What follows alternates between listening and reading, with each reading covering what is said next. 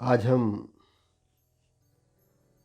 ध्यान ध्यान क्या है और आज जो अलग अलग टीचर ध्यान के बारे में जो बता रहे हैं उसका संक्षेप में विवरण हम सुनेंगे। इसके अलावा ध्यान मार्ग पर कैसे आना है और कुछ संक्षेप में जो नए नए साधक हैं जो ध्यान के बारे में जानना चाहते हैं। और बहुत बार ऐसा होता है कि जब वो कुछ प्रवचन सुनते हैं तो एकदम उनको कन्फ्यूजन हो जाता है, समझ से परे हो जाता है कि क्या शब्दावली है और क्या बात है, क्योंकि संत जो व्याख्या करते हैं वो अलग अलग तरीके से करते हैं। तो यहाँ पर जो ध्यान के बारे में मैं जो बात करने वाला हूँ वो प्रमुखता कबीर साहेब, तथागत गौतम बुद्ध और उनके नाम से अन्य जो टीचर्स ध्यान की व्याख्या कर रहे हैं उनके बारे में, साथ ही अन्य ध्यान जो आजकल ध्यान का एक ट्रेंड चल रहा है उसके बारे में। तो एकदम विस्तृत तो नहीं बता पाएंगे क्योंकि बहुत लंबा लेक्चर हो जाएगा और शायद आप उकता भी जाओगे, इसलिए इसको संक्षेप में रखेंगे। और इसका मूल उद्देश्य जो है वो है कि ये जानना कि हमें क्या करना है। हम विश्लेषण करने में बड़ा लंबा टाइम लगा देते हैं, लंबा समय लगा देते हैं, और हमें क्या करना है, हमें क्या जानना है, इस पर हमारा ध्यान कम ही होता है। तो ध्यान के बारे में जो हम जानना चाहते हैं वो है मुख्यतः ध्यान का मतलब है होश। होश का ही अर्थ है अवेयरनेस। तो ध्यान का मतलब केवल इतना ही नहीं है कि आप एक जगह बैठकर पालती मारकर बैठ गए, वही ध्यान है। ध्यान आपका चलते फिरते, खाना खाते, सोते वक्त हर समय रहना चाहिए। ध्यान का मतलब होश ही है। जहाँ आप गाड़ी ड्राइव कर रहे हो, रोड पे पैदल चल रहे हो, किसी से बात कर रहे हो, हर समय आपको होश की अवस्था में रहना है। होश का अर्थ ही ध्यान है। क्योंकि जब आप बेहोश की अवस्था में आते हो, जब आपका होश खत्म हो जाता है, उसी वक्त आपका अपने से जो जुड़ाव है वो टूट जाता है। और जैसा आपका अपने से जुड़ाव टूटता है, उसी वक्त बेहोशी की दशा में आपके अंदर में गलत चीजें इंटर करती है, क्योंकि आप होश की अवस्था में नहीं हो। जब आप होश की अवस्था में नहीं हो तभी प्रज्ञा काम नहीं करेगी। बेहोशी की अवस्था में प्रज्ञा नहीं काम करती है, तो सही और गलत माइंड को पता ही नहीं चलता है। प्रज्ञा का मतलब विवेक बुद्धि, कि सही और गलत क्या है। सही को ग्रहण करना है, गलत को ग्रहण नहीं करना है। तो शरीर के थोड़े से पार्ट को हम समझ लेते हैं। ध्यान समझने से पहले ये बहुत जरूरी है शरीर के अंदर में जो मुख्य पार्ट है हमारा, वो है हमारा सबकॉन्शियस माइंड, जिसको चित्त कहते हैं। उससे बाद में आता है हमारा मन, मन यानी माइंड। वो माइंड के साथ में सभी इंद्रियां जुड़ी होती है। मतलब सभी कौन कौन सी इंद्रियां, जैसे हम कोई शब्द सुन रहे हैं, बोल रहे हैं, त्वचा से कोई शब्द स्पर्श हो रहा है, स्वाद है, ये सारी चीज़ें जो इंद्रियां है, ये हमारे मन के साथ जुड़ी है। और मन अग्रणी है, मन अग्रणी है। सारे चीज़ों का जो करता धरता वो मन है। और जागृत अवस्था में हमें मन को डायरेक्शन देना है, मन को डायरेक्शन देना है। और मन के माध्यम से जब ये सारी क्रियाएं होती है, वो चित्त के अंदर आती है, चित्त के अंदर वो स्टोर होती है। तो स्टोर होती है, उसी से हमारी एक पिक्चराइज बनती है। उस पिक्चराइज के आधार पे जो इन आंतरिक पिक्चर बनती है, एक तो बाह्य पिक्चर है जो आंखों से आपको दिखती है, एक बाह्य पिक्चर है, दूसरी एक पिक्चर बनती है, वो आंतरिक पिक्चर है जो चित्त के माध्यम से, सबकॉन्शियस के माध्यम से बनाती है। तो सबकॉन्शियस के अंदर में हमारे जितने भी अनुभव है, जो स्वाद है, स्पर्श के अनुभव है, सारी चीज़ें स्टोर होती रहती है। तो चित्त में जो चीज़ें स्टोर होती है वो दो प्रकार की होती है। अच्छी चीज़ें हैं, अच्छी, और एक गलत चीज़ें हैं। गलत चीज़ें गांठों की तरह इकट्ठी होती है, वो हमको बार बार दुख देती है। तो गलत चीज़ों को रिप्लेस करना है, अच्छी चीज़ों को उसमें इंटर करना है, ये सबसे पहला काम है। तो शुभ कर्म करने का मतलब है कि अच्छे कार्य करना। अच्छे कार्य और गलत कार्य का जो आकलन करने की जो बात है, वो हमारे प्रज्ञा के माध्यम से होगी, विजडम के माध्यम से होगी, और ये होश की अवस्था में हमको पता चलेगी। उसके बाद में चित्त के बाद में कौन आता है? चित्त के बाद में हम आते हैं, हमारी चेतना आती है। हमारी चेतना का संचालन हम करते हैं। हम यानी खुद के शरीर के मालिक हैं, जिसको हम एक जीव भी कहेंगे। तो जीव जो है, ये अपना सम्राट आप है। तो ये जीव के पास में, जीव यानी चेतना, चेतना के पास में चित्त है, चित्त के पास में मन है, मन के पास में इंद्रिय है, और इंद्रिय सारी संसार के साथ में कनेक्टेड है। तो खुद का डेवलप करने के लिए क्या करना है? जैसे कि तथागत सिखाते थे। क्या सिखाते थे? चलते हो तो चलते समय होश के साथ चलो, बैठो तो होश के साथ बैठो, खाना खा रहे हो तो होश के साथ खाओ, बोल रहे हो तो होश के साथ बोलो, सोच रहे हो तो होश के साथ सोचो, सोने जा रहे हो तो होश के साथ सो जाओ, दाहिनी करवट लेके सो, और आनापानसति करते हुए ध्यान की अवस्था में शरीर को निद्रावस्था में ले जाओ। क्योंकि जो चित्त है वो हमारा काम करते रहेगा। अगर चित्त को अच्छी दशा में हमने निद्रावस्था में ले गए तो रात भर ये अच्छे काम करेगा। और सुबह उठ के भी ध्यान की अवस्था में उठो, आनापानसति करो। आनापानसति का मतलब है आती जाती श्वास को देखना है, देखना है, लेना नहीं है श्वास, देखना है, विटनेस होना है। विटनेस क्यों होना है? होश के लिए विटनेस होना है। अगर आप होश में आ गए तो आपका दिन बहुत अच्छे से जाएगा। अब थोड़ा सा हम आगे चलते हैं। अब हम काम क्या करते हैं? हम काम करते वाणी से बोलने का काम। तो कार्य कारण का सिद्धांत यहाँ पर काम करता है। कैसा काम करता है? अगर हम चाहते कि लोग हमारा आदर करें, लोग अच्छे से हमसे बात करें, तो हमको क्या करना चाहिए? हमको भी वो चीज़ लोगों को देनी चाहिए। क्या देनी चाहिए? आदर देना चाहिए। कोई खींचकर बोले, जैसे कबीर साहब बोलते कि कोई खींचकर बोले तो भी आपको शांति से बोलना है। आपको तो अपना संयम नहीं खोना है, आपको उद्वेलित नहीं होना है, आपको आंदोलित नहीं होना है, आपको क्रोधित नहीं होना है। अगर आप क्रोधित हो गए, एकदम से आंदोलित हो गए, और सामने वाले ने आपको कुछ अनावश्यक शब्दों का उपयोग कर लिया और आपने भी अनावश्यक शब्दों का उपयोग कर लिया, तो दोनों जगह क्या होगा? क्रोध का निर्माण होगा। और क्रोध के साथ जब टकराएगा तो क्या होगा? वहाँ पर जो चीज़ें, अनहोनी चीज़ें घट जाती है, जो कि मूल रूप से बड़े बड़े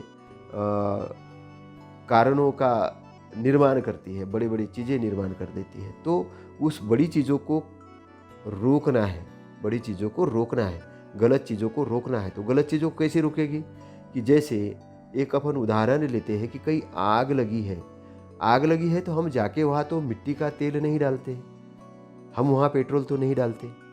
तो मिट्टी का तेल नहीं डालते, पेट्रोल नहीं, क्यों नहीं डालते? अगर मिट्टी का तेल हमने डाल दिया, हमने पेट्रोल डाल दिया तो क्या होगा? वो आग और भड़केगी और भड़केगी और भड़केगी। तो हम क्या आग भड़काना चाहते? नहीं, हम तो आग बुझाना चाहते हैं। तो जब हम आग बुझाना चाहते तो हम क्या करेंगे? हम वहाँ जाके पानी की बाल्टी डालेंगे। बहुत ज़्यादा आग लगी है तो हम सरकारी तंत्र से अग्निशामक यंत्र को बुलाएंगे, उसके माध्यम से आग को ये करेंगे। वैसे ही हमारे अंदर में भी जब सामने वाले में आग लगी है तो हमें क्या डालना चाहिए? हमें पानी डालना चाहिए। हमें वो, हमारे अंदर भी अग्निशामक यंत्र है तो हमको उस घटना को रोकने वाली बात बोलना चाहिए। और वो हम कब बोलेंगे? जब हम होश में हैं तब। अगर हम खुद ही बेहोश हो गए तो 4 लोग हमको भी पकड़ने आएंगे कि भैया तुम ऐसे मत करो, तुम ऐसे मत करो, क्योंकि हम बेहोश हो चुके हैं। बेहोश हो चुके तो आपका जो कंट्रोल है, आपके कंट्रोल को आपके माइंड ने ग्रहण कर लिया। अब आप क्रोध की अवस्था में आ गए, क्रोध की अवस्था में आ गए तो आपका कंट्रोल नहीं। अब माइंड बोल रहा है कि इसको ऐसा करो वैसा करो, तो माइंड जैसा बोल रहा है आप वैसा कर रहे हो, क्योंकि अब आप मालिक नहीं हो। तो आपका अपने से जुड़ाव खत्म हो गया। तो उस समय माइंड गलत दिशा में चला जाता है। माइंड की, क्योंकि माइंड का कंट्रोल जो देने वाले थे वो आप थे, आपने कंट्रोल देना बंद कर दिया, वो अनकंट्रोल हो गया। क्योंकि अनकंट्रोल किस दशा में होता है माइंड? वो होता है आप क्रोध की अवस्था में हो, आप द्वेष की अवस्था में हो, आप काम की अवस्था में हो। काम अवस्था भी 2 प्रकार की होती है। काम भी एक अग्नि है। एक अग्नि ऐसी होती है कि जो खाना बनाने के लिए काम आती है, जिससे भोजन पकता है। लेकिन एक अग्नि ऐसी होती है कि जो जलाने के लिए काम आती है, वो जो उद्ध्वस्त करती है। तो जब तक शरीर है तब तक भोजन है, वो तो चीज़ समझ में आती है। लेकिन जब शरीर की आवश्यकता पूरी हो चुकी है, लेकिन अनावश्यक रूप से जो कर रहे हो, निद्रा अवस्था में कर रहे हो, बेवस्था में, बेहोशी की अवस्था में कर रहे हो, तो फिर क्या है? वो जो है वो वासना है। जो बेहोशी की अवस्था में जो अग्नि निर्माण कर रहे हो, वासना है, और उसी में बार बार जा रहे हो, वासना है। कुछ जो आधुनिक टीचर है जिनको पता ही नहीं वासना का, वो वासना को बहुत बड़ा प्रकृति का ऐसे रूप मानेंगे कि भाई बहुत बड़ी चीज़ है, वो निर्माण होती तो उसकी पूजा करो, और कहीं प्रेयसी होनी चाहिए। ऐसे भी लोग कथा करते रहते हैं। और वो कौन लोग हैं? वो पीड़ित लोग हैं वासना के। वो पीड़ित लोग हैं वासना के। तो ऐसे जो पीड़ित लोग हैं, आपने देखा होगा कि आजकल वो कई लोग के ऊपर कुछ सारे आपराधिक तरीके के केसेस चल रहे हैं, क्योंकि वहाँ जो पकड़ में आते हैं वो किसी बालिका के साथ, किसी महिला के साथ अनैतिक व्यवहार करते हुए जब वो पकड़ में आते हैं तो सरकार दंड दे रही है। क्यों दे रही है? क्योंकि बाकी लोगों को भी बताना है कि भैया संसार में एक अनुशासन है, एक डिसिप्लिन है, जिसको समझो। अगर आप एक डिसिप्लिन की, एक अनुशासन की रेखा लांघते हो, रेखा को लांघते हो, तो रेखा को लांघने के कारण जो सिस्टम है, जो व्यवस्था है, वो तहस नहस होती है। और जब सिस्टम और व्यवस्था तहस नहस होती है तो बहुत सारे झगड़े और उत्पाद निर्माण होते हैं। तो उन उत्पादों को, उन झगड़ों को शांत करने के लिए, अनुशासन के लिए शासन को भी अपने नियम बनाना पड़ता है, ज्ञानी लोगों को अपने नियम बनाना पड़ता है। और वो नियम जो बनाने का जो काम वो करते हैं, वो काम वो एक सिस्टम को सुचारू ढंग से चलाने के लिए करते हैं। तो हमको काम वासना को समझना है।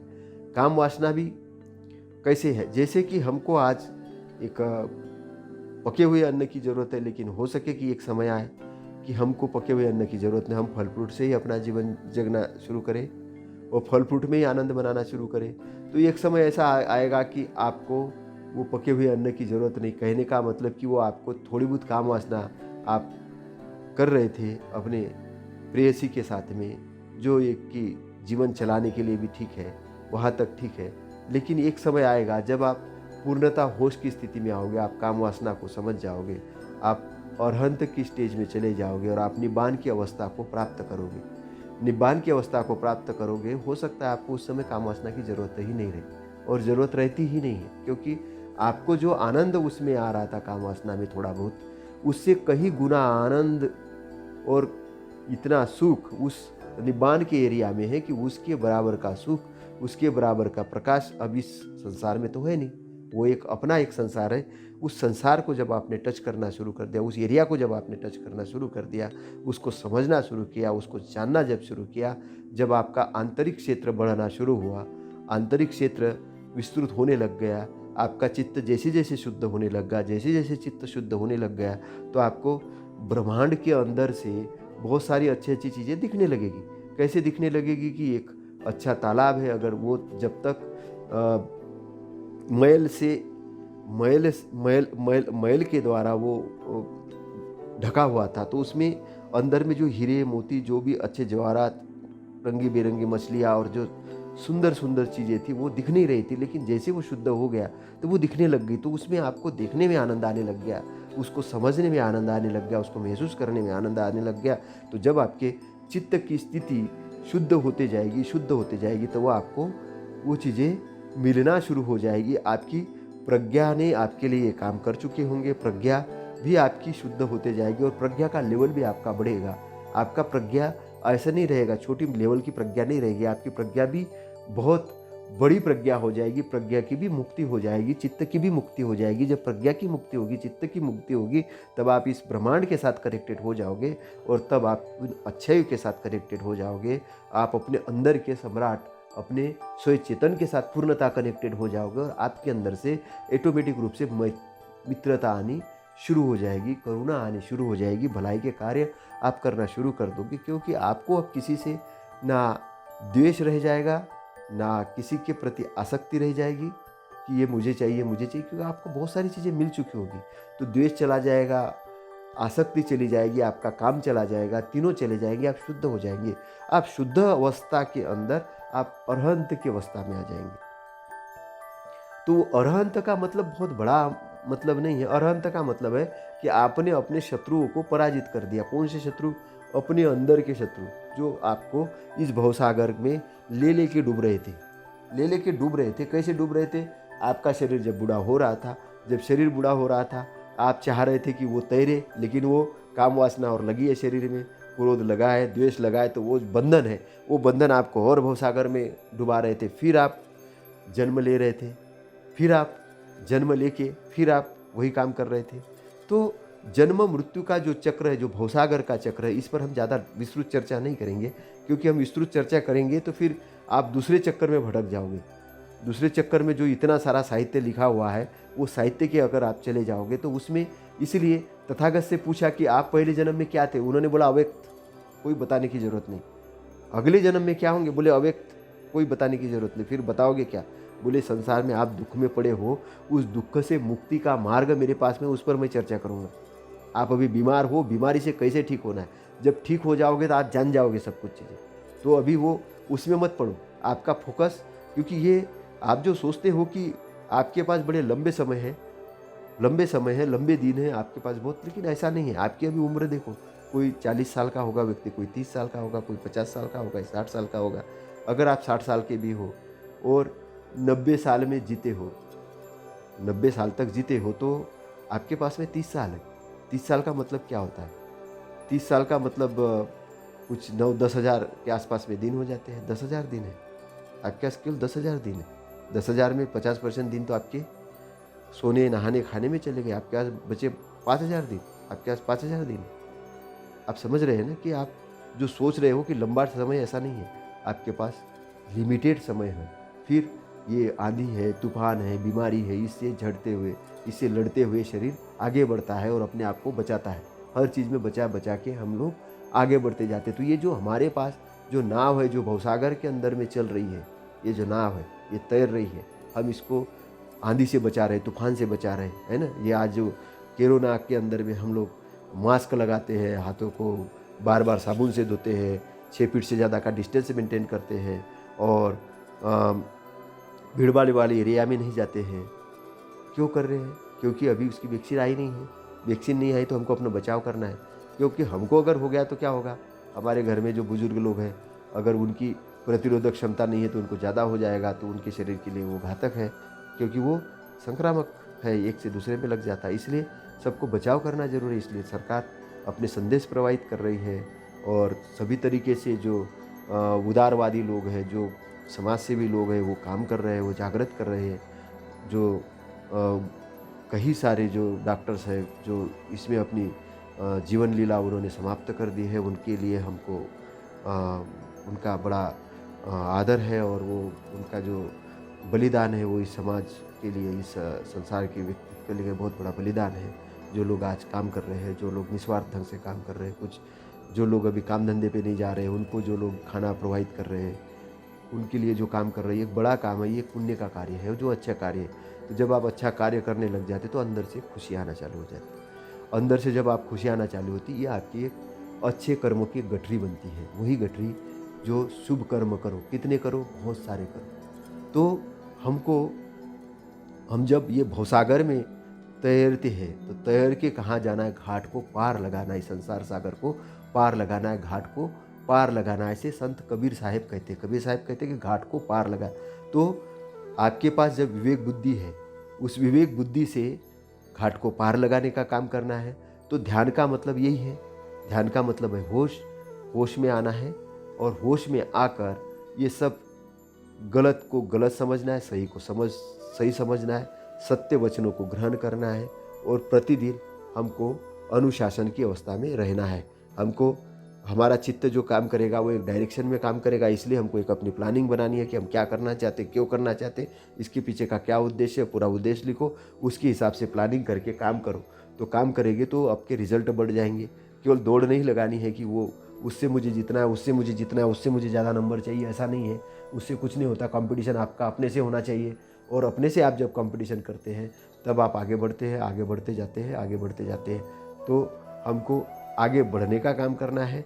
और तो हमें क्या करना है? हमें जीतना है। किसको जीतना है? खुद को जीतना है। विजेता कौन है? जो खुद को जीतता है। विजेता वो नहीं है कि जो तथागत कहते हैं, विजेता वो नहीं है कि जो संग्राम में, युद्ध में लाखों लोगों को जीत कर आए, वो विजेता नहीं है। विजेता वो है जो अपने आप को जीतता है। अपने आप को जीतना बड़ी जीत है।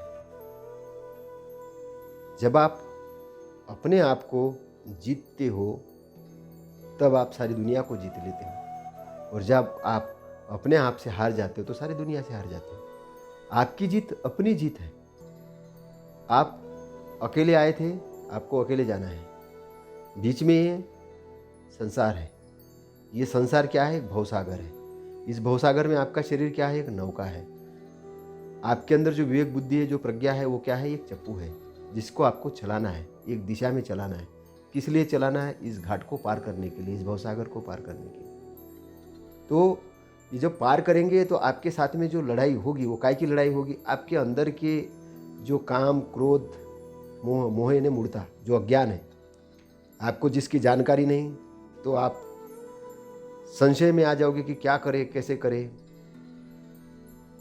आपके अंदर क्रोध है, क्रोध की अवस्था में आपको कोई चीज़ समझ में नहीं आएगी। आपके अंदर द्वेष है, द्वेष की अवस्था में आपको सही और गलत का पता नहीं चलेगा। आप एक से द्वेष करते हो तो उसको, द्वेषी वाले को आप हराने के लिए, उसको नीचे गिराने के लिए आप काम करोगे, तो आप भी गलत डायरेक्शन में चले जाओगे, जो कि आज हो रहा है। तो हमको इस मार्ग से नहीं जाना है, हमको सच्चाई के मार्ग से जाना है। सच्चाई का मार्ग कौन सा है? जो कि तथागत ने बताया, वो अष्टांग मार्ग है। अष्टांग मार्ग क्या है? अष्टांग मार्ग के भाग है। एक तो ध्यान का भाग है, एक ध्यान का भाग है, एक प्रज्ञा का भाग है, और एक है अपने कर्म, प्रज्ञा, समाधि और शील। प्रज्ञाशील, समाजशील यानी आचरण। तो एक शील का भाग है, आचरण का भाग है। आचरण में क्या क्या आती है? सम्यक आजीविका आचरण का भाग है, सम्यक कर्मांत आचरण का भाग है ना। सम्यक वाचा आचरण का भाग है, कि आचरण है कि आपको वाणी अच्छी बोलनी है, कर्म अच्छे करने हैं, आजीविका अच्छी करनी है। लेकिन जो सम्यक दृष्टि है, सम्यक संकल्प है, ये किसका भाग है? एक आपके ध्यान का भाग है। सम्यक समाधि है, ये आपके ध्यान का भाग है। लेकिन सम्यक व्यायाम जो है, ये आपके प्रज्ञा का भाग है। ये आपके प्रज्ञा का भाग है। प्रज्ञा के माध्यम से आप सही चीज़ें आपके ब्रेन को प्रोवाइड करोगे। प्रज्ञा के माध्यम से आप सही चीज़ें आपके ब्रेन को प्रोवाइड करोगे और गलत चीज़ों को बाहर करोगे। वो आपके काम प्रज्ञा आपके लिए करेगी। तो आपके पास क्या है? आपके पास बहुत सारा खजाना है। कहने का तात्पर्य है कि आपके पास बहुत सारा खजाना है। क्या खजाना है? उस खजाने का उपयोग करके आप क्या करोगे? आप अपने दृष्टि को क्लियर करोगे। वो हो जाएगी आपकी सम्यक दृष्टि। सम्यक यानी क्लियर दृष्टि, राइट दृष्टिकोण। जब आपका राइट दृष्टिकोण है, तभी आपके संकल्प जो है, जो आप लेना चाहते हो, वो सही बनेंगे। आपकी वाचा सही बनेंगी, आपके कर्म सही रहेंगे, आजीविका सही रहेगी, व्यायाम सही होगा आपका, आपकी स्मृति सही हो जाएगी और आपकी समाधि सही हो जाएगी। तो जो अष्टांग मार्ग है, ये भवसागर से तैरने का मार्ग है, दिशा प्रदान करता है आपको। जैसे कि भारतीय संविधान है, वो लिखा है, वो क्या करता है? दिशा प्रदान करता है। किसके लिए? शासन सत्ता चलाने वाले लोगों के लिए। ऐसा ही अष्टांग मार्ग जो है, वो आपके लिए दिशा प्रदान करता है। किस लिए? आपको सही डायरेक्शन में जाने के लिए। आपको सही डायरेक्शन में जाने के लिए। तो मार्गों में अष्टांग मार्ग श्रेष्ठ है, तथागत कहते हैं। ऐसे ही यूं ही नहीं कहते, व्याख्या करके कहते हैं, बताते हैं। मार्गों के अंदर अष्टांग मार्ग जो है श्रेष्ठ है, और धम्म के अंदर विराग, राग से मुक्ति जो है, वो श्रेष्ठ है। आसक्ति से मुक्ति, क्योंकि आप दुनिया को किसी भी तरीके से परिवर्तनशील नहीं मानते हो। आप मानते हो कि दुनिया स्थिर है, ये संपत्ति मेरी है, ये बच्चे मेरे हैं, यह पद मेरा है, और मेरा कह के आप उसके साथ चिपक जाते हो, आसक्त हो जाते हो। और आसक्त जब हो जाते हो तो बंधनों में पड़ जाते हो। तो तथागत कहते हैं कि आप उस पर आसक्त नहीं हो। पृथ्वी को मैं पृथ्वी की तरह जानता हूँ, पृथ्वी को मैं पृथ्वी की तरह जानता हूँ, पृथ्वी की तरह मानता हूँ, और पृथ्वी की तरह उसका उपयोग करता हूँ। पृथ्वी आपकी अपनी है, उसका उपयोग करो, लेकिन उसके साथ चिपक के मत रहो कि ये तो मेरा है, बस मेरा है। ऐसा चिपक के मत रहो उसके साथ में। अगर चिपक के रहोगे तो क्या होगा कि जो चीज़ परिवर्तनशील है, उसको आप परिवर्तनशील नहीं मान रहे हो, आप सत्य को सत्य नहीं मान रहे हो। तो सत्य को सत्य नहीं मानने के कारण आप दुख के अंदर पड़ोगे। सत्य को सत्य नहीं मानने के कारण आप दुख के अंदर पड़ोगे। आप कभी सोचते हो कि आप जन्म लिए थे, तब आप एक छोटे बच्चे थे, आज बहुत बड़े हो गए, कल आप वृद्ध हो जाओगे, और वृद्ध हो जाओगे, और उसके बाद में आप इस संसार को छोड़ दोगे। इस शरीर के माध्यम, शरीर संसार से छूट जाएगा, आपकी चेतना अलग हो जाएगी, शरीर अलग हो जाएगा, और सारे जो हवा हवा के साथ मिल जाएगी, चेतना चेतना के साथ मिल जाएगी, और शरीर जो पृथ्वी के तत्व है उसके साथ मिल जाएगा। जहाँ से उसने जो चीज़ ली थी, वो चीज़ उसी को देना है। जो चीज़ आज भी आप जो चीज़ लेते हो, वो चीज़ देते हो। रोज़ खाना खाते हो, वो पृथ्वी के अंदर चला जाता है। ऊर्जा उससे बनती है, ऊर्जा भी आप उपयोग करते हो, अगर उपयोग नहीं करते तो व्यर्थ हो जाती। तो आप अपने पास में क्या रखते हो? आप अपने पास में केवल और केवल ये चीज़ रखते हो, जो आप अच्छे कर्म करते हो, वो आप अच्छे कर्म की गठरी आपके अंदर में बनती है, और वो गठरी आपको नाव के जैसा काम करवाती है तैरने के लिए। तो शुभ कर्म क्यों करना है? शुभ कर्म क्यों करना है? शुभ कर्म इसलिए करना है कि हम भवसागर से पार हो सके। तो कितने शुभ कर्म करना है? तथागत कहते हैं उतने करना है कि जैसे एक फूलों का ढेर हो। और माला बनाने वाला गिनता है क्या मुझे कितनी माला करना है? वो करते रहता है, उसको माला का ऑर्डर आते रहता है, वो करते रहता है, माला बनाते। ऐसे ही तुम्हें सत्कर्म करना है, गिनना नहीं है कि मुझे इतने ही सत्कर्म करना है, जितने ज़्यादा हो सकते, जितने आपकी क्षमता है। सत्कर्म क्या है? अच्छे कर्म। सत्कर्म क्या है? अच्छे कर्म। अच्छे कर्म क्या है? मन से अच्छा बोलना भी एक कर्म है, वाचा से अच्छा बोलना भी एक कर्म है, मन से सोचना, अच्छा सोचना भी एक कर्म है, और शरीर से कुछ अच्छे काम करना भी एक कर्म है। तो शरीर, मन और वाचा से जो हम कर्म करते, कैसे करना है? अच्छे करना है। अच्छे कर्म की परिभाषा क्या है? अच्छे कर्म की परिभाषा है कि जो आप चाहते हो कि आपके लिए जो चीज़ अच्छी लगती है वही चीज़ दूसरों को अच्छी लगती है। आप चाहते हो कि लोग आपको आदर करें, तो आदर वाली भाषा बोले तो आपको क्या करना है? लोगों को आदर देना है। फिर आप चाहते हैं आपको लोग आदर करें, तो आप भी लोगों को आदर दो। जो आप चाहते हो वो करो। अगर कोई गलत भाषा बोल रहा है तो उसको वहाँ रोको। रोकने का तरीका क्या? अच्छाई से, बुराई से नहीं। पानी डालना है, आग नहीं डालना है। समझ रहे हैं ना? तो किसी को बुराई को रोकना है, किसी गलत को रोकना है, किसी पागल को रोकना है, तो क्या करना है? उसका इलाज करना है। इलाज कैसे करेंगे? डॉक्टर के पास ले जाना है। ऐसे ही कोई अगर मति भ्रष्ट है, उसको कहाँ ले जाना है? उसको सद्गुणों के जो परिपूर्ण संत है, जो ज्ञानी लोग, उनके पास ले जाना, उनकी किताबें देना है, उनके प्रवचन उनको सुनाना है, ताकि वो सद रास्ते पे आ सके। क्योंकि इस संसार के अंदर में लोगों ने अपनी अपनी धारणाएं बना के रखी। किसके माध्यम से बना के रखी? ये मन के माध्यम से। मन में बहुत ताकत है। हमारे अंदर अपना खजाना है, बहुत बड़ा खजाना है। हमारे अंदर अपना एक इतना बड़ा खजाना है कि उस खजाने के बारे में जैसे हम पता करते हैं, अभी हम देखते हैं कि भाई आज से 100 साल, मतलब करीबन 100 साल के पहले की बात हम कहे 100 साल के पहले की बात हम कहें, तो हम ये देखते हैं कि जापान वगैरह लगभग, चाइना या अन्य जो कंट्री, भारत वगैरह, ये सब लगभग एक ही लाइन पे थे। और हम देखते हैं कि पिछले 70 के बाद, 1970 के बाद चाइना देखते इकोनॉमिक में बहुत आगे निकल गया है। उसके पहले हम देखते हैं कि हिरोशिमा और नागासाकी पे जब अमेरिका के माध्यम से जो बम ब्लास्ट हुआ, उस ब्लास्ट के बाद में जापान तहस नहस हुआ था। उसके बाद जापान ने जिस प्रकार से अपने आप को डेवलप किया, वो भी अपने आप में एक बड़ी बात है। कई सारी कंट्रीज़ हैं कि उन्होंने अपने आप को डेवलप किया। वो कैसे डेवलप किया? क्या वहाँ की ज़मीन एकदम से उपजाऊ हो गई? क्या वहाँ अचानक ऊपर वाले ने, कोई ऊपर वाला हो तो उसने कोई सोना चांदी हीरे मोती बरसा दिए? ऐसा कुछ हुआ? नहीं, ऐसा कुछ नहीं हुआ। वहाँ के जो लोग थे उन्होंने अपने ब्रेन को विकसित किया। ब्रेन को विकसित किया। विकसित करने के लिए उनके पास में जो साधन थे, संसाधन थे, वो क्या थे? सोर्सेस थे। जो ज्ञान के जो सोर्सेस थे, वो सोर्सेस का उन्होंने सदुपयोग किया। और सदुपयोग करने के लिए उन्होंने, आपको जानकर बड़ा आश्चर्य होगा कि भारत के ही शाक्य मुनि तथागत सम्यक संबुद्ध, जो 2500 साल पहले जिन्होंने जो अपनी व्याख्यात धम्म दिया था, धम्म क्या था? जीवन जीने की कला थी।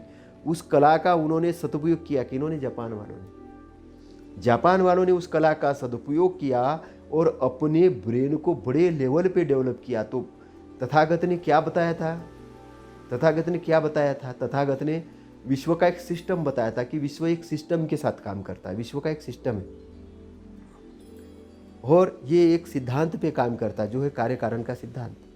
तो उन्होंने क्या बताया था कि तारे घूमने का भी एक नियम है, ब्रह्मांड का चलायमान का भी एक नियम है, वैसा ही एक नियम आपका अपना भी नियम है। आपका अपना भी नियम है। तो आपका अपना नियम अगर आप डिसिप्लिन में करते हो, अपने आप को जगाते हो, अपने आप को डेवलप करते हो, डेवलप करते करते आप बहुत बड़े लेवल पे डेवलप अपने आप को कर लोगे। तो आपका सोचने का भी एक नियम है कि आपको क्या सोचना है, कैसे सोचना है और क्यों सोचना है। तो थिंकिंग लेवल, तो इन्वेंशन वाली, तो वैज्ञानिक दृष्टिकोण का निर्माण करने का काम जापान के लोगों ने किया। कैसे किया? बुद्ध के मार्गदर्शन पे जाके बुद्ध का मार्गदर्शन लिया और अपने आप को उन्होंने डेवलप किया। क्योंकि बुद्ध तो आपके मालिक नहीं है, बुद्ध आपके मालिक नहीं है, बुद्ध आपके मार्गदाता है, केवल आपको बताने वाले हैं। तो बुद्ध ने जो पाया वो बुद्ध का था, बुद्ध ने जो पाया बुद्ध का था, लेकिन बुद्ध ने जो बांटा वो किस लिए बांटा? वो आपको जगाने के लिए बांटा, आपको हमको जगाने के लिए बांटा कि हम कैसे अच्छे हो सके।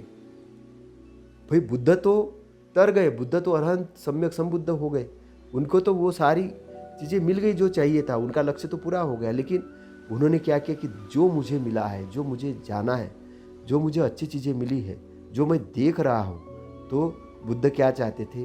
बुद्ध हमारे जीवन के अंदर भी सद्धम्म की, अच्छाई की क्रांति करना चाहते थे। क्रांति करना चाहते थे। और क्रांति क्यों करना चाहते थे? क्योंकि उनके पास में जो थी वो प्रज्ञा बहुत विकसित प्रज्ञा हो गई थी। उनकी जो प्रज्ञा थी बहुत विकसित हो गई थी। और मैत्री कैसी थी? ब्रह्मांड वाली मैत्री थी। पूरे प्राणी, पक्षी, पेड़, इंसान, सभी के लिए उनके अंदर में मैत्री थी। और वो सारी चीज़ों को सिस्टमेटिक ढंग से इस संसार के अंदर में करना चाहते थे। वो देखते थे कि संसार के अंदर में जो व्यक्ति है वो सुखी कैसे हो, वो सुखी कैसे हो। दुख की भाषा, क्योंकि उन्होंने दुख में पढ़ा है। बीमार को ये बताएंगे तुम बीमार हो, तो बीमार हो जब आइडेंटिफाई है कि तुम बीमार हो तभी तो तुम इलाज करोगे। तो उन्होंने पहली व्याख्या जो की है वो दुख की व्याख्या की कि ये कारण है, इससे दुख होता है। दुख है तो दुख का कारण है। फिर उन्होंने बताया कि दुख का निवारण है तो निवारण का मार्ग है। और निवारण है तो निवारण होने पर क्या लगेगा, आपको क्या क्या प्राप्त होगा, कैसा होगा, इसकी पहले उन्होंने व्याख्या की। उन्होंने बताया कि निवारण होने से क्या होगा, जब आप दुख से मुक्त हो जाओगे। जब आप दुख से मुक्त हो जाओगे, जब आप आंतरिक शांति के अंदर में आओगे, जब आप आनंद की एरिया के अंदर में आ जाओगे, और जो आप जो ढूंढ रहे थे कई सालों से, कई दिनों से, वो चीज़ आपको मिल जाएगी। आपको जो आंतरिक शांति मिल जाएगी, जो आंतरिक सुख मिलेगा, वो सुख होगा। वो सुख और दुख पे डिपेंड वाला सुख नहीं होगा। किसी ने बाहरी सुख नहीं होगा। बाहरी सुख क्या रहता है? किसी ने आपको बहुत अच्छा बोला, आप खुश हो गए, और किसी ने आपको गलत बोल दिया, आप दुखी हो गए, ये बाहरी सुख होगा। लेकिन आंतरिक सुख क्या है? किसी ने आपको सही बोला तो भी आप बैलेंस में हैं, तो भी आप सुखी। किसी ने आपको गलत बोले तो भी आप सुखी है, क्योंकि अब ये आंतरिक सुख है, ये आपका निर्माण किया हुआ सुख है, आपका निर्माण किया हुआ सुख है। तो आपका अपना निर्माण किया हुआ जो सुख है वो इम्पॉर्टेंट है, महत्वपूर्ण है। वो कहाँ से होता है? वो आपके उस एसोसिएशन से होता है, उस संगत से होता है, जो लॉ ऑफ एसोसिएशन कहते हैं उसको, संगत का जो लॉ कहते हैं। कि आप जब उस तरीके की एसोसिएशन में जब आना शुरू करते हो तब आप उन्नति के मार्ग पे बढ़ते हो। तो जापान ने क्या सीखा?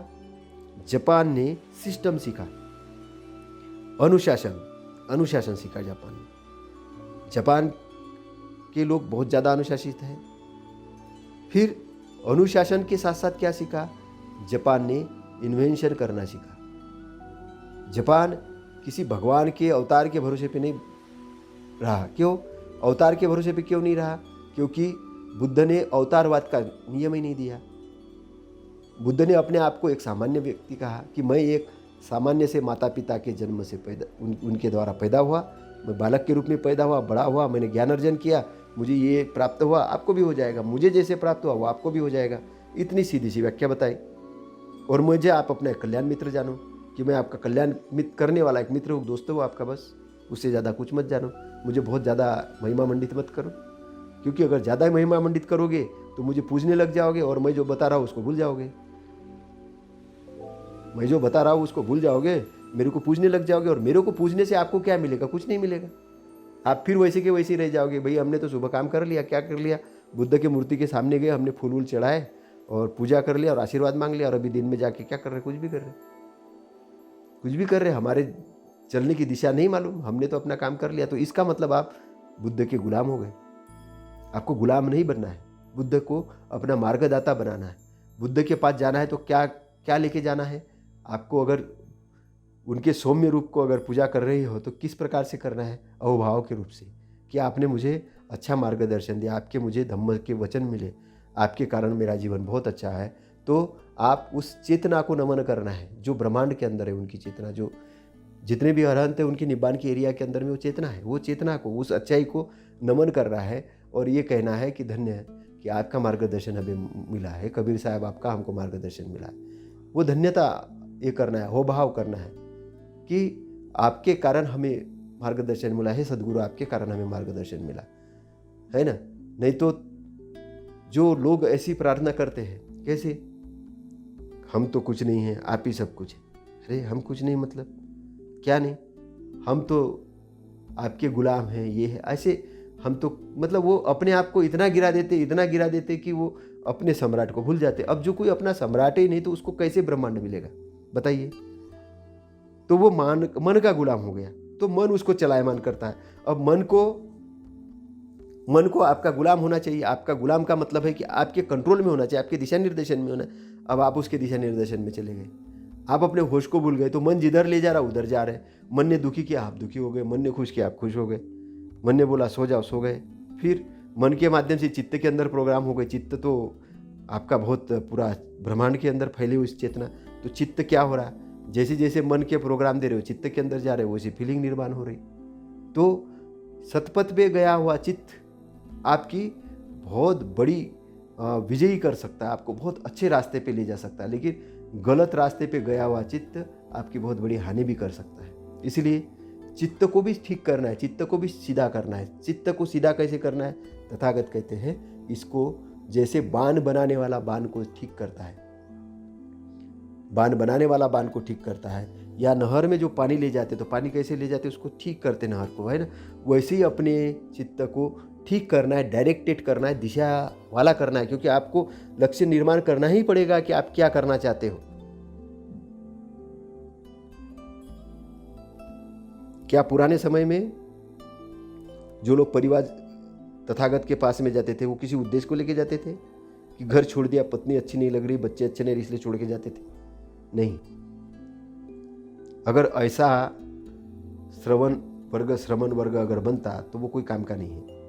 तथागत उनको एक उद्देश्य की प्राप्ति के लिए कि आप अपने दुखों को मुक्त हो सको और दुख को मुक्त करके आप निब्बान की एरिया में आ सको। निब्बान का एरिया मतलब सुख का एरिया।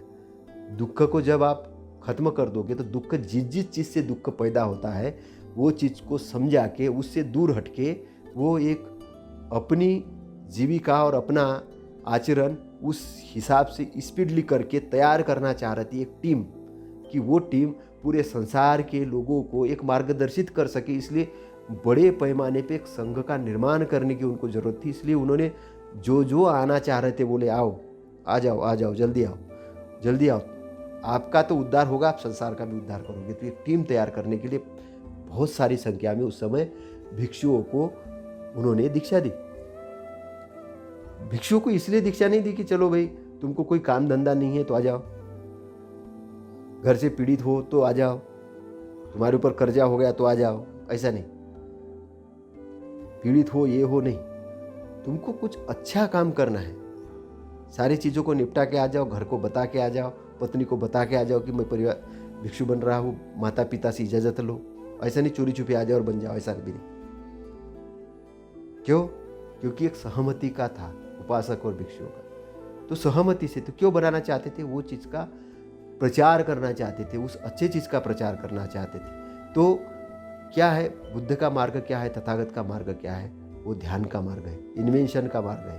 तो कार्य कारण का सिद्धांत, काज और इफेक्ट का लॉ का सिद्धांत क्या करता है, वो आपको पता करवाता है कौन सी चीज़ की घटना कैसे हो रही, किस चीज़ को कैसे ये करना है। अब सबसे पहले एंटीबायोटिक बढ़ाने की बात आई तो सिद्धांत क्या उपयोग किया गया कि बुराई को भलाई से जीतो, बुराई को भलाई से जीतो। तो अपोजिशन जीतने के लिए अपोजिशन का लॉ काम करता है। बुराई को बुराई से नहीं जीत सकते, बुराई को बुराई से नहीं जीत सकते।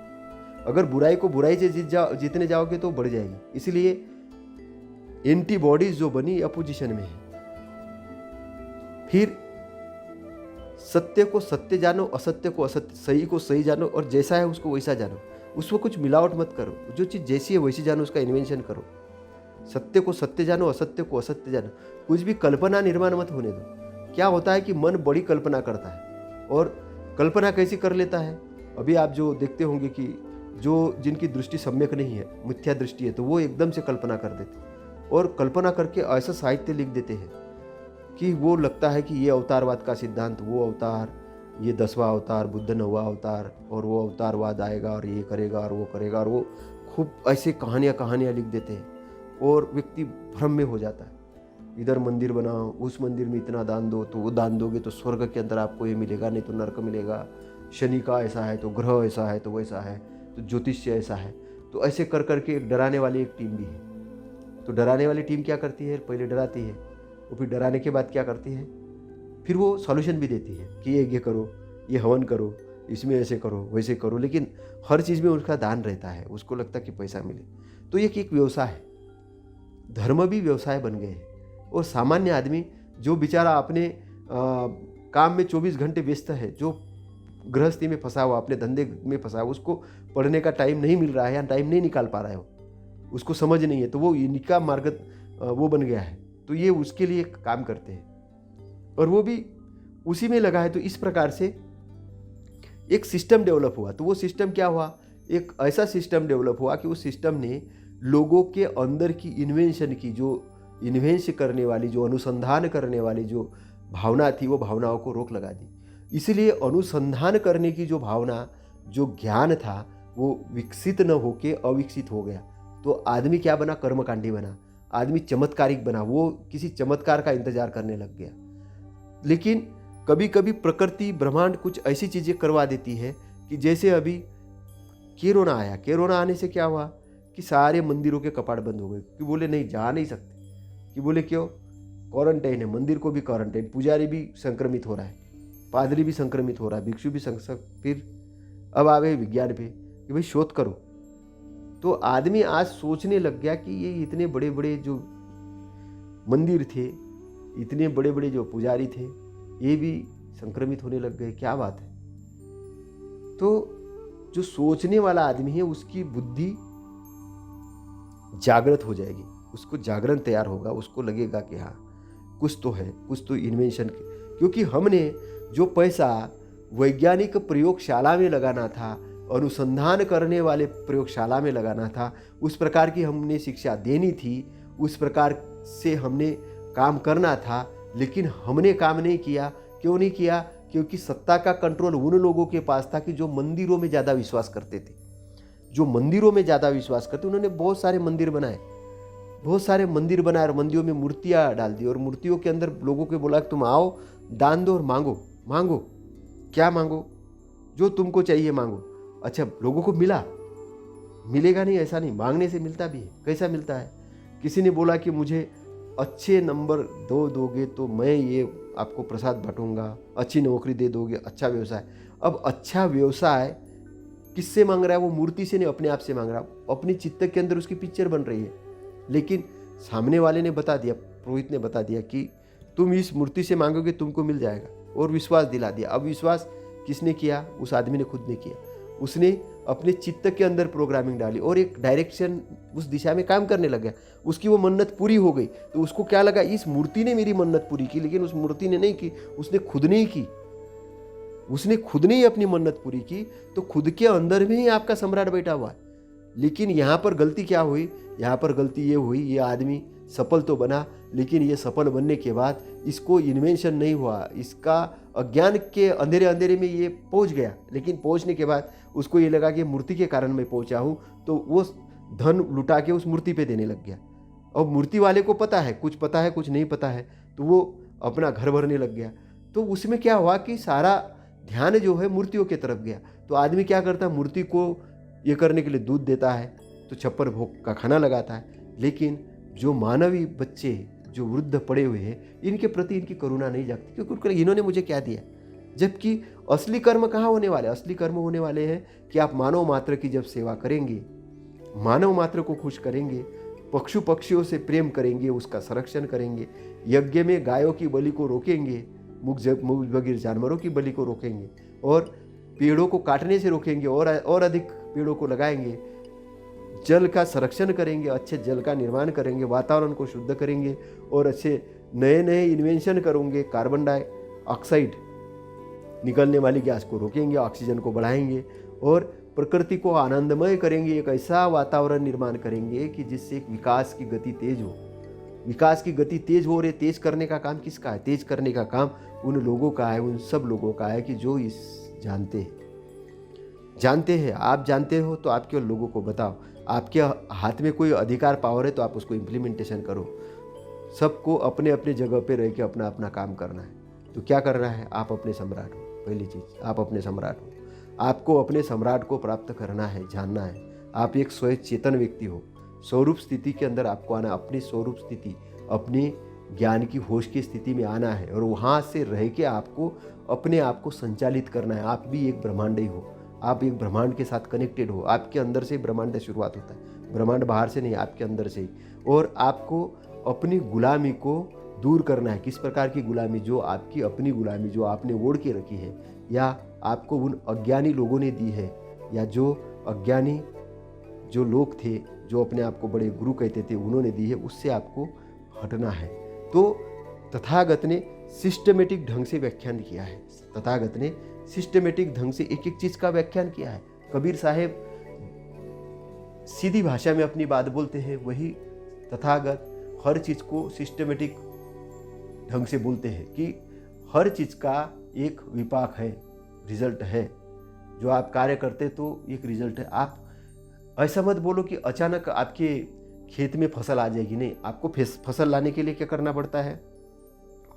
आपको पहले खेती की मशागत करनी होती है, फिर उसमें से घास फूस बाहर निकालना पड़ता है, उसको ठीक करना पड़ता है, उसको पानी देना पड़ता है, फिर बीज डालना पड़ता है, फिर कुछ खाद डालना पड़ता है, और खाद डालने के बाद में उसका संरक्षण करना होता है कि कोई जानवर आके इसको खाने के लिए कुछ ये नहीं करे, तो उसका आप चारों तरफ उसको कवर करते हो। और कवर करने के बाद फिर क्या करते हो?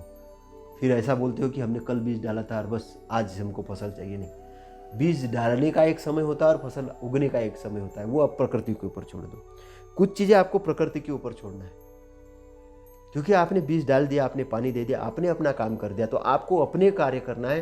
प्रकृति को अपने कार्य करने दो। प्रकृति अब उस बीज को बढ़ाने के लिए हवा से लेके सारे पोषक तत्व सारी चीज़ करेगी, और वो बीज धीरे धीरे वो बढ़ेगा। बढ़ते बढ़ते एक पौधा लेगा, और पौधे का रूप धारण करने के बाद फिर फसल आएगी। फिर फसल को आप काटोगे, मार्केट में जाके बेचोगे, फिर आपको उससे कुछ पैसा मिलेगा। वो हो गया आपका रिजल्ट। तो आप कर्म करते जाइए, कर्म करते जाइए, और फल की आशा करिए। कब आएगा फल? ऐसा मत कि फल की आशा आप बंद कर दीजिए। ऐसा जो सिखाते हैं ना, कर्म करिए, फल की आशा मत करिए। आशा नहीं करना है, फल का इंतजार करना है। इंतजार और आशा में अंतर है। लोग क्या अभी करना चाहते, कल ही रिजल्ट चाहते हैं। कल ही रिजल्ट नहीं मिलेंगे, क्योंकि हर चीज़ के रिजल्ट आने का टाइमिंग होता है। हर चीज़ का अलग अलग टाइमिंग होता है। हर फसल की एक अलग अलग टाइमिंग है। आम का फसल अगर आपने लगाया तो आम का फसल आपको एक ही महीने में एक पौधा नहीं बनेगा, एक 4 महीने में नहीं बनेगा। हाइब्रिड आपने तैयार भी कर लिया तो ठीक है, फिर भी टाइम लगेगा। नारियल का पौधे का अपना आने का टाइम होगा, हर पौधे का अपना टाइम होगा। तो हर कर्म का अपना एक विपाक होगा। तो आपको क्या करना है? अच्छे कर्म करना है, अच्छे कर्म करना है, अच्छे कर्म करना है, अच्छे कर्म करना है। उसके रिजल्ट की चिंता नहीं करनी है। कर्म करते जाना है, करते जाना है। आपको रिजल्ट मिलते जाएगा। आपको ये पता चलेगा कि मैंने ये अच्छे कर्म किए थे, उसका ये अच्छा रिजल्ट है, और ये जो गलत कर्म किए थे उसका गलत रिजल्ट है। तो अब गलत को तो आपने जो कर लिए अभी तक कर लिए, लेकिन आगे क्या उसको रोकना है, आगे रोकना है। जानबूझ के गलत कर्म नहीं करने हैं, जानबूझ के गलत कर्म नहीं करने हैं, है ना। अज्ञान में हो गए ठीक है, लेकिन अभी जब जानकर हो गए हो, जान रहे हो ये गलत है, तो गलत को छोड़ना है, अच्छाई को ग्रहण करना है। नहीं तो हमने लोगों को देखा है कि वो बहुत सारे गलत कर्म साल भर करते, एक भागवत कर लेते एक साल के अंत में, बोलते हमने भागवत कर लिया और बस हमारे सब गलत कर्म खत्म हो गए। कुछ एक मंदिर में जाके दान ले लेते हैं, कुछ जाके नर्मदा में नहा लेते हैं। तो क्या लगता है कि आपको नर्मदा में नहाने से उनका मन शुद्ध हो गया, उनका चित्त शुद्ध हो गया? क्या मंदिर में दान देने से उनका मन शुद्ध हो गया, चित्त शुद्ध हो गया? भागवत करने से उनका चित्त शुद्ध है, दान से मन शुद्ध हो गया? नहीं। मन आपके कर्म से चलता है, आपके सोचने से चलता है। आपको सोचना ठीक करना पड़ेगा। चित्त के अंदर जो स्टोर हुई है गलत चीज़ें, उसको बाहर करने के लिए आपको अच्छाई की चीज़ें उसमें इंटर करना पड़ेगा। अच्छी चीज़ें इंटर करने तो ये कर्म से होगा, कर्म से होगा, नहाने से नहीं होगा, मंदिर में पैसा देने से नहीं होगा, भागवत एक दिन के 4 घंटे की भागवत करने से नहीं होगा। अगर आप ऐसा मानते हो तो आप मानते रहो, आपकी मर्जी, आपकी मर्जी, क्योंकि आपका शरीर आपका है। आप अकेले आए थे, अकेले जाना है। जितने लोग अभी आपके साथ में कुछ नहीं रहने वाले हैं। कबीर साहब कहते हैं कि जब वो खलबली आएगा, कलबली आएगा मतलब मृत्यु आएगा, फिर वो कोई आपके जो रिश्तेदार खड़े होकर बोलेंगे कि भैया इसको बचा लो, इसको मत ले जाओ, तो भी वो नहीं मानने वाला। और वो खुद भी बोलेगा मैंने जीवन जिया नहीं। तो भैया अभी से ही भवसागर बंधनों को काट लो, अपने भवसागर के बंधनों को काट लो, और अभी से जागरण तैयार हो जाओ। आपको सच्चाई का मार्ग बताते हैं कबीर साहब, सच्चाई का मार्ग बताते हैं। तथागत आपके कल्याण मित्र है, ऐसे कोई हवा में बात नहीं करते हैं। तो हमको अपने परिवार को समृद्धशाली बनाना है, तो उसके लिए क्या है, एक अच्छा शैक्षणिक संस्थान तैयार करना होगा, शिक्षा के सिस्टम में बहुत सारा बदलाव करना होगा, एक अच्छी शिक्षा तैयार करनी होगी, खेती का हमको एक अच्छा ढांचा तैयार करना होगा, उद्योग धंधों का हमको एक सिस्टम तैयार करना होगा, संविधान के अनुरूप, जो बहुत अच्छा संविधान हमारा भारत का है, संविधान के अनुरूप सत्ता को चलाने वाला एक सिस्टम तैयार करना होगा, मीडिया को अपने भ्रमजाल से बाहर आना होगा और एक सच्चाई का रूप धारण करना होगा, लोगों को अपने आचरण में अच्छा बनना होगा। और हम जब ऐसा सब लोग करेंगे तो एक बहुत अच्छा वातावरण तैयार होगा, और अच्छा वातावरण तैयार होगा तो हमारी जो उन्नति की गति है, स्पीड है, वो बहुत बढ़ जाएगी। तो कोई कहते कि भारत को हम विश्वगुरु बनाएंगे, मैं बोलता हूँ भारत विश्वगुरु बनाएंगे नहीं, भारत विश्वगुरु है, केवल अपने विश्व गुरुत्व को भूल चुका है। भारत विश्वगुरु है, भारत ने विश्व को गुरु दिए, लेकिन वो भूल चुका है, उसको याद दिलाने की जरूरत है। यहाँ का वैज्ञानिक बहुत बड़ा वैज्ञानिक है, लेकिन उस वैज्ञानिक को याद दिलाने की, कि उनकी इन्वेंशन को याद दिलाने की जरूरत है। केवल भटकाने वाले पुरोहितों के और पादरियों के या अन्य जो धार्मिक गुरु है जो भटकाते हैं, उनसे भटकाने में नहीं जाना है, आपको उन संतों के शरण में आना है, उन संतों को जानना है। कबीर साहब है, जैसे तथागत गौतम बुद्ध है, और अन्य संत हैं जिन्होंने ऐसा इन्वेंशन किया है, जो वैज्ञानिक है, जो अच्छे आचरण करने वाले लोग हैं, जो वर्तमान के अच्छे लोग हैं, जो बहुत अच्छा काम करते हैं।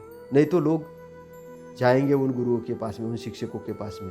शिक्षकों का काम शिक्षा देना होना चाहिए, लेकिन आजकल शिक्षक क्या कर रहे हैं, शिक्षक अपने तरफ से जोड़ खूब किताबें पढ़ लेते हैं, उनका उसमें अनुभव नहीं होता है, और वो फिर कुछ भी बकने लगते हैं। तो ऐसे कुछ भी बकने वाले लोगों से आपको थोड़ा सजग रहना है, सजग रहना है। अब मैं कभी कभी सुनता हूँ कि अनेक जन्मों की पारमिता को पूरा करते हुए अनेक अनेक जन्म। अरे भैया, ऐसा क्यों कह रहे हो तथागत के बारे में? अभी कुछ टीचर जो अपने आप को विपश्यना के टीचर कहते हैं, वो ऐसा बोल देते हैं। अरे भैया, अपने तरफ से क्यों जोड़ रहे हो? आपको तो ये बताना है कि ये तथागत ने इन्वेंशन किया है, ये आपके लिए। आप एकदम से चमत्कार की तरफ क्यों जाते हो? आप क्यों दर्शाना चाहते हो कि आपको बहुत ज़्यादा ज्ञान है, जब तथागत ने बोल ही दिया है कि आप पहले जन्म में क्या थे? तो बोले अव्यक्त। क्यों व्यक्त नहीं किया? क्योंकि आदमी अपने वर्तमान दुखों को दूर करने के बारे में न सोच के वो उधर कल्पना में चला जाएगा, चमत्कारों में चला जाएगा, तो भटक जाएगा। कुछ लोग निब्बान के एरिया के, जैसे मैं ओशो वगैरह को सुनता हूँ, तो परमात्मा का जो व्याख्यान वो देते हैं, तो वो व्याख्यान वैसा देते हैं कि निब्बान के एरिया का व्याख्यान देते हैं, निब्बान के साथ परमात्मा को जोड़ देते, परमात्मा आपके अंदर है। अब मैं कहता हूँ कि शब्दों में मत भटकिए, शब्दों में भटकने के बजाय वो निब्बान की एरिया की व्याख्या करते हैं, तो फिर डायरेक्टेड नहीं कर पाते। आदमी फिर सोचता है कि यार ऐसा बोला, वो वैसा बोला, तो फिर वैसा बोला, तो डायरेक्टेड नहीं हो पाता। बोलते इंजॉय करो, मजा करो, इधर करो, उधर करो। फिर क्या होता है कि अनगाइडेंस होता है, व्यक्ति अनगाइडेंस। मुझे ऐसा लगता है कि एक सीधी सीधी परिभाषा देने में क्या प्रॉब्लम है, लेकिन आदमी इतना भटका हुआ है कि उनको भी समझ में आता है कि इस आदमी को ऐसे ही ठीक किया जा सकता है। नाचो, गाओ, खाओ, पियो, मजा करो, कम से कम वो डिप्रेशन से बाहर निकल जाता है इस बहाने से। अब जो डिप्रेशन में ही है, बहुत सारा डिप्रेशन में है, तो उसको तो कम से कम ये है कि डिप्रेशन में निकलने के लिए यही बोलना पड़ेगा कि नाचो, गाओ, कूदो, खाओ, पियो। कम से कम वो डिप्रेशन में निकलेगा तो अपनी जान तो बचा लेगा। अब इनकी ये जो आधुनिक टीचरों की भी एक अपनी एक मजबूरी है, इन गुरुओं की भी अपनी मजबूरी है। अब ये अपने शिष्यों को ऐसा ही बताएंगे, लेकिन ये अपने आप में परिपूर्ण नहीं है, ये अपने आप में परिपूर्ण नहीं है। वो एक व्याख्यान करता है, व्याख्यान करते हैं, बोलते हैं, व्याख्यान करते हैं और अपने अनुसार व्याख्यान करते हैं। वो आत्मा और ब्रह्म की तरफ जाते हैं। आत्मा क्या है, ब्रह्म क्या है, परमात्मा क्या है, और परमात्मा जब शुद्ध हो जाएगा ऐसा होगा, वैसा होगा। लेकिन तथागत का ऐसा नहीं है। तथागत ने एक सिस्टमेटिक ढंग से बातें कही है, सिस्टमेटिक ढंग से। उसमें किसी ने अगर जोड़ के रख भी दी है बातें तो भी वो समझ में आ जाएगी। उनका कालाम सुत्त आप पढ़ो तो कालाम सुत्त में बाय स्टेप टू स्टेप दिया है, हर चीज़ का स्टेप टू स्टेप दिया है। और कालाम सुत्त के बारे में मैंने मेरी जो बुक लिखी है निब्बान के बाद में अभी तक मैंने कोई दूसरी बुक नहीं लिखी है, आगे लिखूंगा। लेकिन वो निब्बान के अंदर में कालाम सूत्र के बारे में जो लिखा है, तो उसमें लिखा है बहुजन हिताय, बहुजन सुखाय, आदि न कल्याण, अंत न कल्याण, मध्य न कल्याण। फिर ये व्याख्या बड़ी व्याख्या है, आदि कल्याण, मध्य कल्याण, अंत न कल्याण। मतलब अंत न कल्याण है, आप शरीर छोड़ रहे तब भी आपके कल्याण के लिए। शुरुआत में तो कल्याण के लिए, बाद में भी कल्याण के लिए, और शरीर छोड़ रहे तब भी कल्याण के लिए। मतलब भवसागर से पार करने के लिए मेरी शिक्षा है। और क्या चाहिए आपको? लोग भी आपका ठीक हो रहा, परलोक भी ठीक हो रहा है। जब लोक आप ठीक कर लेते, वर्तमान ठीक कर लेते, आपका भविष्य ठीक हो जाता। भविष्य ठीक हो जाता, आपको मृत्यु से डरने की जरूरत नहीं। मृत्यु को आप जीत लोगे और आपका भवसागर से पार हो जाओगे, और शरीर को आप हंसते हंसते छोड़ दोगे। ये लो भैया शरीर, ये लो मेरा शरीर, मैं जा रहा हूँ। तथागत ने बोला 3 महीने बाद मैं जाऊँगा। ये लो शरीर, मैं जा रहा हूँ। सब लोग रो रहे, वो बोले क्यों रो रहे? आप रो मत, चिंता मत करो, मैंने जो धम्म दिया है वही मेरा शास्ता है। वही मेरा शास्ता है, वो धम्म ही है जो आपको तारने के लिए है। उसके धम्म की रक्षा करो, उसके अंदर कुछ मिलावट मत करो। अगर तुमने धम्म के अंदर मिलावट की तो बड़ी हानि हो जाएगी, संसार की बड़ी हानि हो जाएगी। तुम मिलावट मत करो, कुछ भी मत। लेकिन भिक्षु भी अपने आप में कि हम कोई कम थोड़ी। अब वो शिष्य बन के नहीं गए तथागत के पास, वो अपना अहंकार लेके गए। अहंकार क्यों लेके गए? क्योंकि उनकी जो मनोवृत्ति थी, वो मनोवृत्ति ने उनके ऊपर कब्जा करके रखा था। तो वो मनोवृत्ति उनको भटका रही थी। मन तो भटकाता है कि अरे तुम तो सबसे बड़े आदमी हो, बुद्ध कहाँ लगता है, तुम भी अपनी शिक्षा तैयार करो। तो फिर अलग अलग पार्ट बनने लग गए, वज्रयान, तंत्रयान, थेरवादी, महाथेरवादी, पता नहीं किधर किधर किधर है ना। तो अलग अलग शाखा बने हैं। थेरवादी महाथेरवादी एक ही है, थेरवादी शाखा है वो, है ना। तो तंत्रयान है, वज्रयान है, अलग अलग शाखा बनते गए। फिर दूसरे वाले गए, दूसरे ने कहा कि बुद्ध तो हमारे अवतार ही है। कौन से अवतार है? फिर 9वें अवतार है। ठीक है भैया, 9वें अवतार है, मान लिया। फिर उसके बाद कुछ लोग गए, बोले 9वें अवतार है, लेकिन काय के लिए आए थे?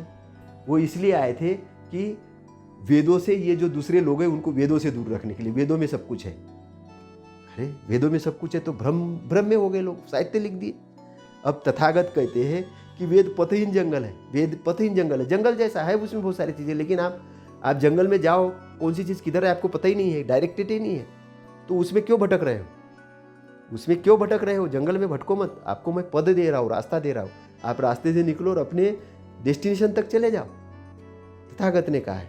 तो लेकिन आधुनिक साहित्य ने, अभी ये जो व्यक्ति थे, जो पढ़ने वाले लोग थे, उनके पास तो तर्क ही नहीं था। तर्क क्यों नहीं था? क्योंकि लिखने वाले ने लिखा कि तर्क करोगे तो धर्म के विरुद्ध होगे। तो तर्क न करके उन्होंने ये सामान्य आदमी को गुलाम बना लिया अपना। ये जो तर्क के माध्यम से गुलाम बनाते थे, ये जानते थे वो लिखने वाले, जानबूझ के। लेकिन उन्होंने भी ऐसा क्यों किया? क्योंकि वो अपने मन के गुलाम थे। उन्होंने वो अपने सम्राटत्व को नहीं प्राप्त किया, मन के गुलाम थे। तो ये एक बड़ा गुलाम दूसरे व्यक्ति को गुलाम बना रहा था। एक जो बड़ा गुलाम है, जो बहुत बड़ा गुलाम हो गया, वो दूसरे व्यक्ति को गुलाम बना रहा है, और उसको गुलाम बनाने में बहुत मजा आ रहा है, क्योंकि एक ही गुलाम दूसरे को गुलाम बनाएगा। तो वर्ण व्यवस्था स्थापित करने वाले लोग, जाति व्यवस्था स्थापित करने वाले लोग, जो अपने आप को बड़े विद्वान कहते थे, बोलते थे हम जन्म से ब्राह्मण हैं, हमने तो जनेऊ पहन लिया, हम तो बहुत बड़े हैं, तो ये भी मनोवृत्ति के गुलाम थे। तो ये मनोवृत्ति के गुलाम होने के कारण इन्होंने ये गुलाम की एक फौज तैयार की। तो ये गुलाम की फौज क्या मानती है? वर्ण व्यवस्था मानती है, जाति व्यवस्था मानती है, एक दूसरे को ऊंच नीच मानती है। तो जो ऊंच नीच मानते हैं, एक दूसरे में भेद करते हैं, महिला पुरुष को इसके अंडर में रहना चाहिए, उसके ऊपर ये अत्याचार होने, उसको मंदिर में नहीं घुसना चाहिए। तो ये जो दंगे हो रहे, झगड़े हो रहे, ये सब हो रहे, ये काय के लिए हो रहे? इन्होंने एक लालच दे दिया, इस मंदिर के माध्यम से तुमको स्वर्ग मिलेगा। तो ये जो आदमी है जो दुख में पड़ा है, ये मंदिर के शरण जाता है, हे भगवान मेरे को शरण मिले लो, और मंदिर में घुसने के लिए झगड़ा करता है। मंदिर में घुसने के, अब मंदिर को घुस के क्या मिलेगा इसको? स्वर्ग मिलेगा। और स्वर्ग किधर है? नरक मिलेगा। नरक किधर है? स्वर्ग ही नहीं मिलेगा, नरक भी नहीं मिलेगा, अज्ञान मिलेगा। अज्ञान मिलेगा। तो मंदिर के तौर जाने की वाली जो दौड़ थी, वो दौड़ को रोकना पड़ेगा। वो अपने अंदर होश की तरफ आने वाली दौड़। तो इसमें जो सबसे जो टॉप वाला आदमी था, उसने जो वर्ण व्यवस्था, जाति व्यवस्था निर्माण की, क्या वो बहुत बड़ा बेकार आदमी है? नहीं, बेकार नहीं, वो भी इंसान है, वो भी अच्छा आदमी है, वो बेकार नहीं है। लेकिन वो व्यक्ति क्या है? वो उस मनोवृत्ति का गुलाम है।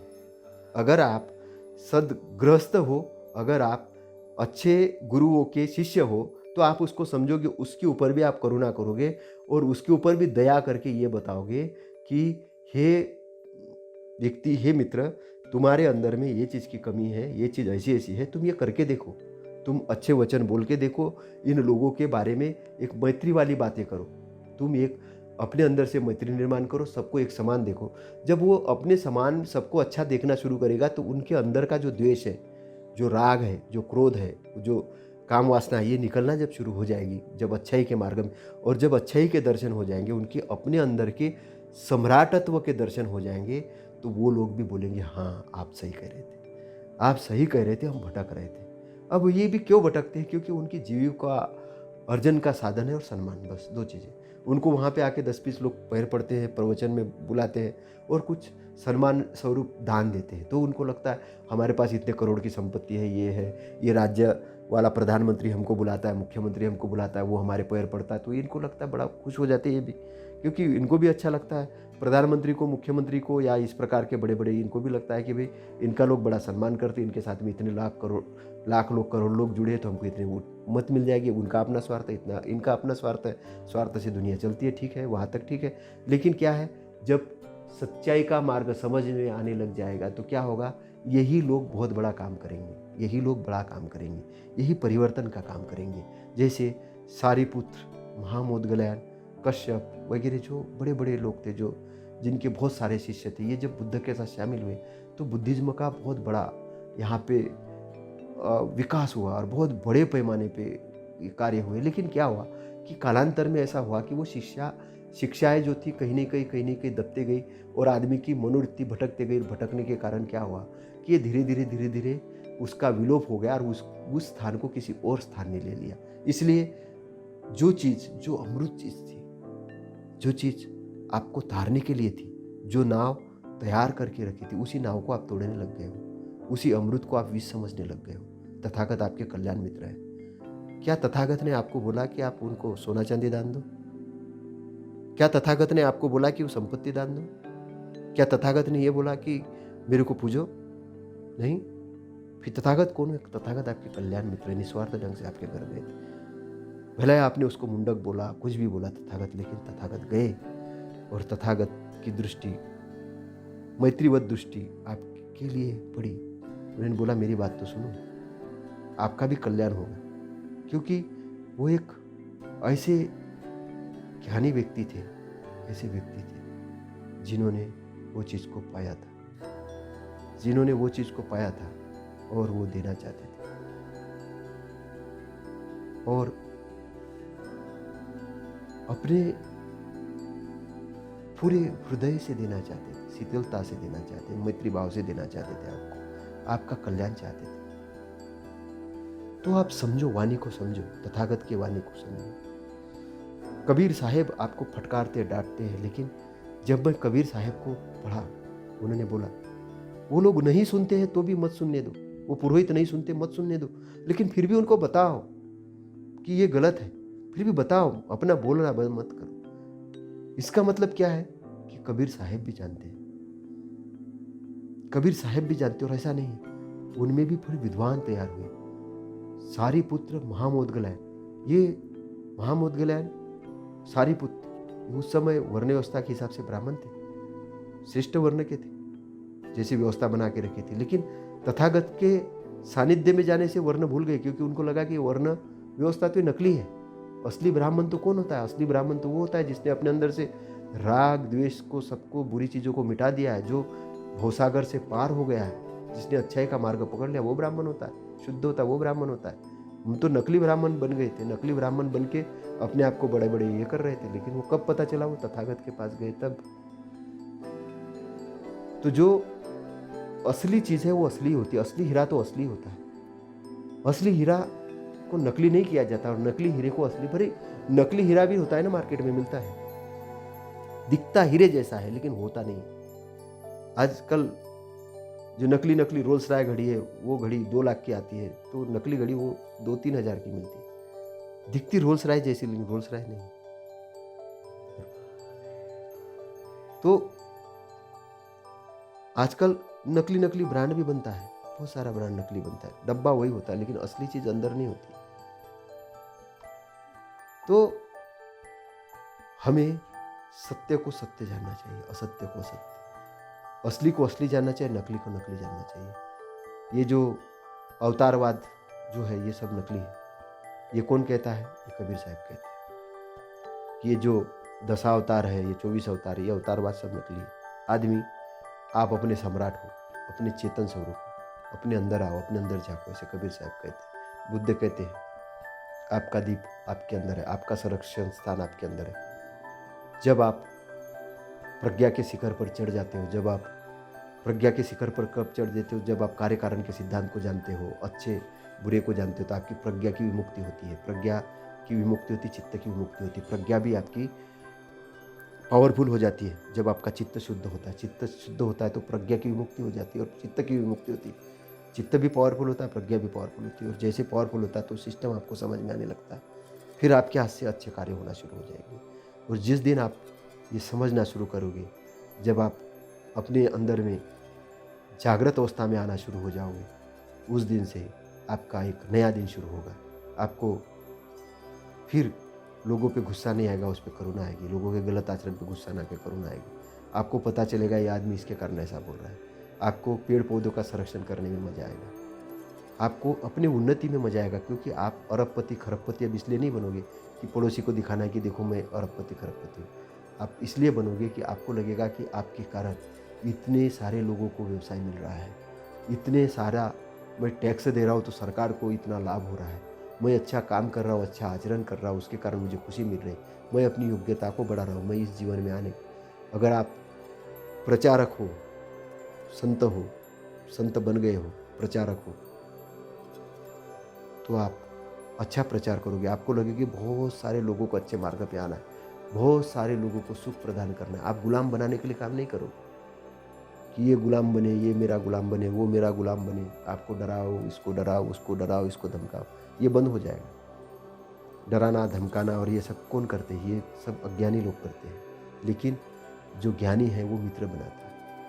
आपने देखा तथागत ने अंगुलीमाला को मारने का आदेश नहीं दिया। तथागत ने अंगुलीमाला के ब्रेन के अंदर, मस्तिष्क के अंदर जो गलत बातें थी वो निकाल ली, और निकालने के बाद वो भी एक अच्छा इंसान था। वो फॉर्मेट मारवा दिया गलत चीज़ों को, और एक अच्छी चीज़ उसके ब्रेन में डाल दी, और उसको एक भिक्षु बना के समाज कल्याण में लगा दिया। तो हमारे जो आज के जो नियम कानून भी जो चल रहे, जो भी है, उसमें भी क्या है, उसमें भी हमको ये प्रशिक्षण की ज़रूरत है कि एक अच्छे लोग बने, और इससे जो उसके ब्रेन में जो गलत प्रोग्राम है वो अच्छा प्रोग्राम जाए। इसलिए सरकार मीडिया पर ध्यान दे कि गलत प्रोग्राम कौन प्रसारित कर रहा है, कौन दिग्भ्रमित कर रहा है, कौन उत्पाद मचाने वाले प्रचार प्रसारण कर रहा है, कौन ने ऐसी ऐसी किताबें लिखी है, वो किताबों को बैन करे, गलत चीज़ों को बैन करे, ताकि लोगों का मन और मस्तिष्क डेवलप हो सके। वो नियमों को बनाए ताकि आपको भी अपने जो आप कुशल कर्म करने के लिए आप बड़े बड़े गद्दियों पे गए हो, बड़े, तो आपका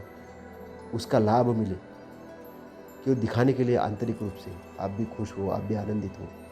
तो मैं आज आप सभी के लिए यही चाहता हूँ कि आप अपने आप को अनुशासित करें, अपने लक्ष्य को निर्धारित करें, अच्छे लक्ष्य को। 100 भवसागर से हमको पार करना है, दुख से हमको मुक्त होना है, ये लक्ष्य जरूर निर्धारित करें सभी लोगों इस दुख से मुक्त हो, ये मेरी सबके लिए आशा और कामना है।